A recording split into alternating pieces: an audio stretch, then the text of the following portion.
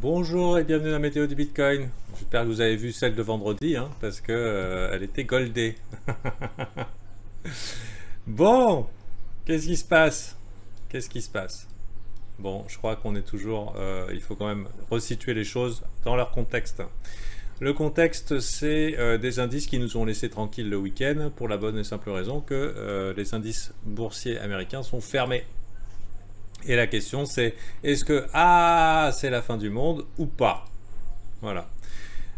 Disons que le S&P 500 laisse indiquer qu'on est allé faire une chasse au stop et qu'on est allé chercher les liquidités pour ensuite rebondir. Tandis que la peur était quand même relativement extrême. Ce qui est plutôt bon signe. Le pré-marché a ouvert cette nuit et a priori tout ne s'est pas effondré. Donc on attend quand même l'ouverture des actions américaines à la fin de la journée là pour savoir si d'un coup c'est la catastrophe. Mais a priori, on a trouvé acheteur et je dirais que c'est plutôt bon signe. C'est d'autant plus bon signe que même si ça venait à faire clac, clac, clac, clac, clac, j'imagine difficilement un crash de 50% dans la journée. Ça peut arriver. Tout peut arriver en trading, hein. On est censé s'y préparer. Mais a priori, on a trouvé acheteur et avant de languette de Flamby et voir quelque chose de catastrophique, n'oublions pas que c'est un marché qui est fortement soutenu par la Banque fédérale américaine, enfin la Fed, que jusqu'à maintenant c'est up only. Alors oui, il y a eu des dégâts, mais on pourrait aussi simplement ranger ici quelque temps. Le temps que... voilà, sans trop de peur. Et pendant que ça fait ça, ou alors carrément monter. Mais il y a plus de chances qu'avant vraiment de chier, avant vraiment de faire des gros dégâts, il y a des chances quand même que ça range plutôt qu'une grosse panique de l'enfer. Ce qui est plutôt bon signe parce que pendant ce temps-là, notre Bitcoin, on était dans une peur extrême et il y a eu beaucoup de déni dans cette montée et c'est d'autant plus parfait que qu'a priori, le danger court terme macroéconomie est écarté, court terme. Et pendant ce temps-là, on nous fait une engulfing weekly. Engulfing weekly. Je vais virer le VPR. Voilà, vous voyez cette barre là, le corps de chandelle qui absorbe complètement l'autre. Ça aurait été encore plus goldé si on avait fermé ici. Mais c'est déjà magnifique, c'est extrêmement magnifique. Donc globalement, psychologie un petit peu dans les corps de chandelle, qu'est-ce qu'on a?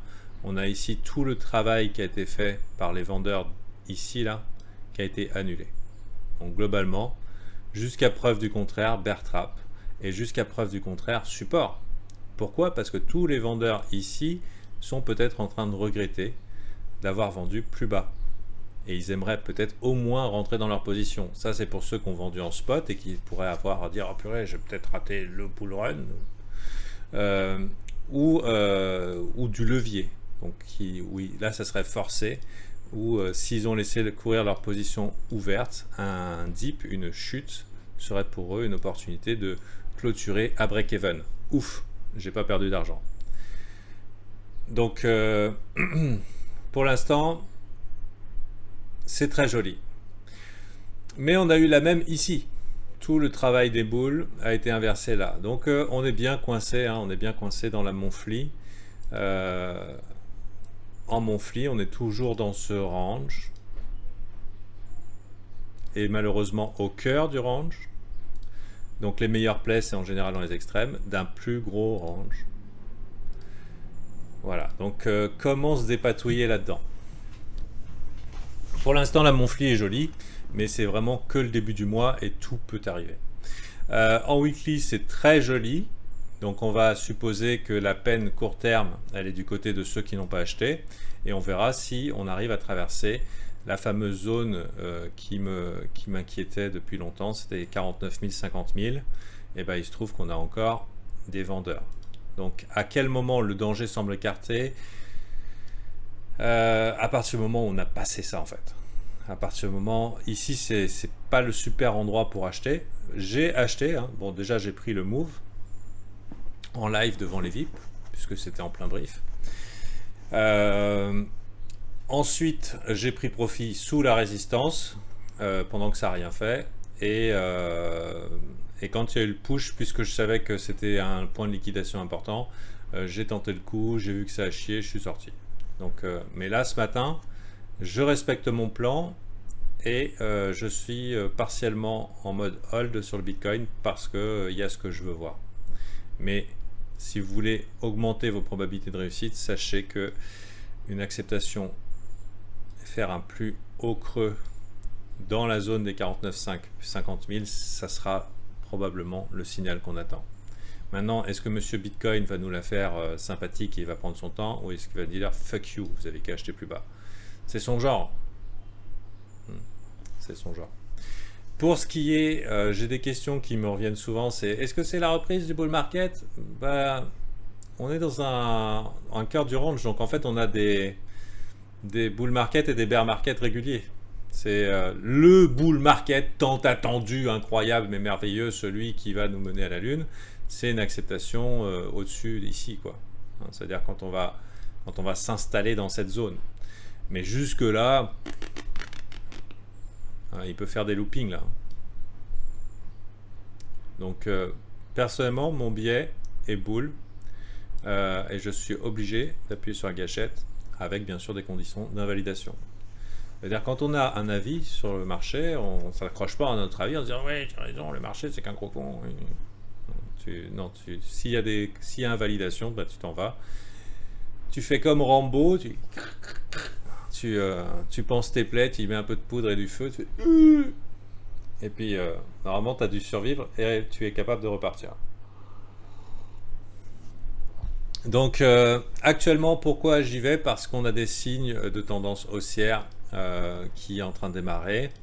On s'est installé au niveau d'Ishimoku au-dessus du nuage. On a bien clôturé au-dessus, hein, il nous manque le twist du nuage. Donc ça c'est en train d'être travaillé. Mais moi personnellement j'aime beaucoup le 12 heures sur le Bitcoin, mais bon c'est très personnel, chacun son style. Donc ici potentiel support et j'ai ce que je veux globalement pour me dire c'est bon. J'envisage, ça en dehors des indicateurs de ce genre là, j'envisage bien un dip dans les 46 600 et tout, mais je considère qu'il est plus dangereux de ne pas en avoir dans les conditions actuelles que d'attendre ce dip. Mais c'est très probable qu'on aille visiter, très probable. J'aimerais que ça n'arrive pas, parce que si ça n'arrive pas, ça veut dire qu'il y a encore des gens qui attendent sur le carreau, et ça veut dire qu'on attend que ça descende et ça monte.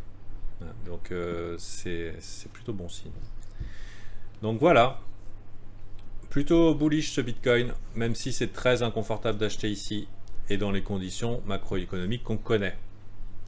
Maintenant, il y a des altcoins aussi à trade, c'est des possibilités. Et puis rien ne nous oblige à se mettre à risque, hein. Vous pouvez très bien attendre la TH. Et puis, autre chose, c'est que, ok, sur Ishimoku, on a des débuts de signaux de tendance. Bon, la bonne nouvelle, c'est aussi qu'au niveau du weekly, Ishimoku, on est revenu au-dessus du nuage, sauvé. Donc, on a des signes de tendance. Le petit croisement Tenkan-Kijun, ça devrait être assez épique. Donc, bon, par contre, Chikou, sous les prix, donc résistance difficile à passer, il faudra voir. Ça, en théorie, c'est pas facile à passer. En théorie, on est dans une zone difficile à passer. Mais si on est good pour un dernier trimestre haussier, le Bitcoin, il s'en fout, hein, c'est pump it et puis up only, et puis on verra bien. Donc voilà. Maintenant, tout est annulé si on perd ses lots ici. Hein. Si on s'installe sous les 42 000, c'est catastrophique. C'est catastrophique. Quand je dis s'installer, hein, visiter, c'est pas grave, s'installer, c'est autre chose. Voilà, donc avec les VIP, si vous voulez faire partie du groupe, sachez que jusqu'au 30 novembre, vous avez le temps.